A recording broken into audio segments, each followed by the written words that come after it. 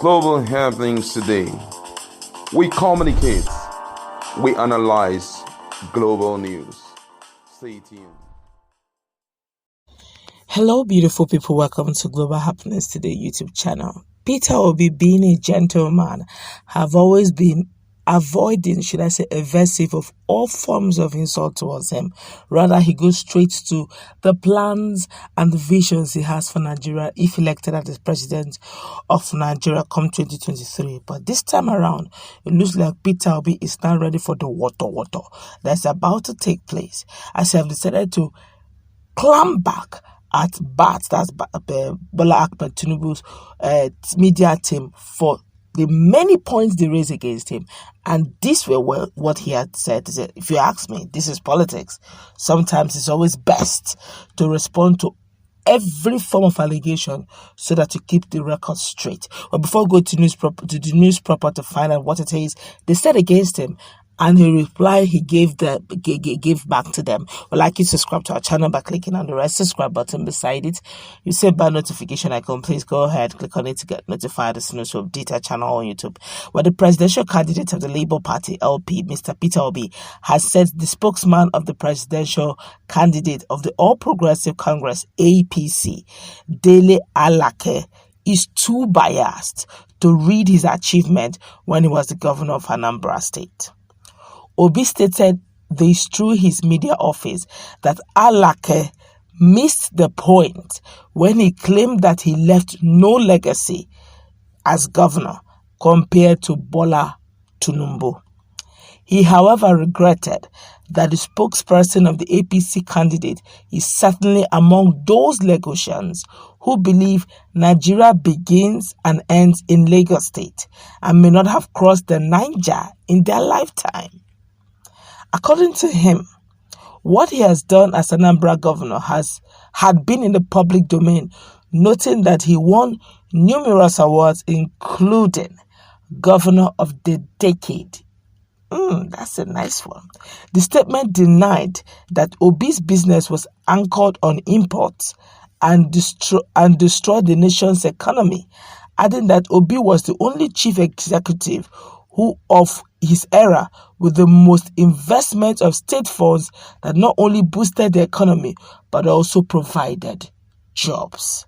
It equally pointed out Obi's educational policy, which has taken Anambra State from number 29 to 1 as to first in the school certificate performance index. If Alake is current, he should not have celebrated Asiwaju's role in democracy struggle, because it has been diminished since it was revealed that he lobbied to be made a minister in late Sani Abacha's government and only joined Nadeco after he was rejected by the junta. The statement added, the media office agreed that Obi cannot be compared to Alake's candidate because he has an origin. His educational criteria are not in doubt, and he is whole and hearty and ready to face the challenge of leading Nigeria. The other candidate acts by proxy. Alake's man says it is turn to rule Nigeria. Obi says it's the turn of Nigerians to take back their country. Indeed, there is no basis for comparison between the duo. We are in sympathy with these attack dogs that need to keep attacking the man they claim has no structure and is just a social media wave instead of selling their structured candidate. All they seek is to mention Obi to be able to trend. The Obi Dirty Tag team is in the market with their content, which is resonating with Nigerians. Let Alake enter the stage and sell himself. Never again will anybody become Nigeria's president through fake and unsubstantiated packaging. Hey, this is water everywhere. For the first time, Peter Obi's media team is giving it in a water way. This is what I like. Bring it on, the drama. You know, being a gentleman, say all is fair in politics, so everything is fair. Peter Obi is a celebrity market. Bring it. See, you know what is annoying about this whole thing is the fact that they keep throwing that, and they believe that others don't have the capacity to throw that. We do. Everyone has. It's just that everyone is trying to be gentlemanly about this, But don't begin to take people's simplicity for stupidity, because I guess that's what the opposition have been trying to do, to look at Peter Obi's simplicity as stupidity, but he isn't. He's a gentleman to the core. But it doesn't mean that when you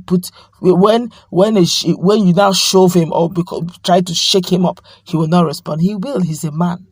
But let's feel the pulse of Nigeria, because as this has been going on, they keep talking that Peter Obi keeps him, especially some of these media dogs of PDP. You hear them shouting, Peter Obi only does importation. Okay, he even imports. What do you do for Nigeria? You are somewhere abroad in diaspora trying to keep Nigeria aflame, and for every statement you make that keeps the polity tensed, you make money over it, and you don't care what the common Nigerian face. And now this young man believes in Nigeria, invests in Nigeria. Most of his investment is in Nigeria. He employs Nigerian youth. He has done a lot of things that is commendable as the former governor of Anambra State. Until today, people are still giving him accolades over some things he did in the past. Secretly, they're coming openly to acknowledge that he's a good man.